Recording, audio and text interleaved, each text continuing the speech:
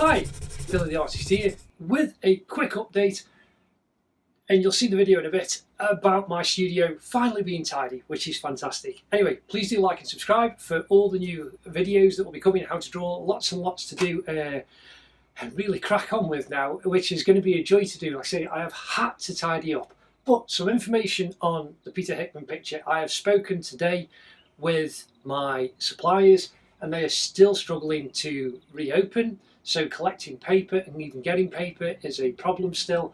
But I've still got enough paper to, like I say, I've just come back from the post office sending more prints out to people. So I've got enough paper to keep supplying people who want the prints, all the road racing, the TT, the BSB, World Superbikes, MotoGP, all that stuff is online still.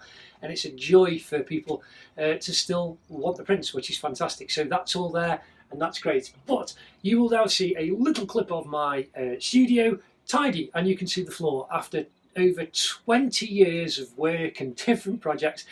I just really needed to tidy up and get things in a more ordered fashion so as I can carry on and enjoy doing how to draw videos. Anyway, enjoy the little bit of fun of the tidy studio with everything in its place nicely, and I'll see you in the next video. Ta-da! So now my studio is actually tidy and you can see the floor. Everything's now got a space and a place. After 20 odd plus years of work, I've now managed to get everything sorted and got rid of a lot of stuff, but everything's kind of spaced out, so now I can start to focus back on work again, and I can get back doing more how to draw videos and hopefully oil painting. I say that's the Peter Hickman at the Ulster Grand Prix from 2019. Still waiting on suppliers. I say find out more. Things just seem up in the air still.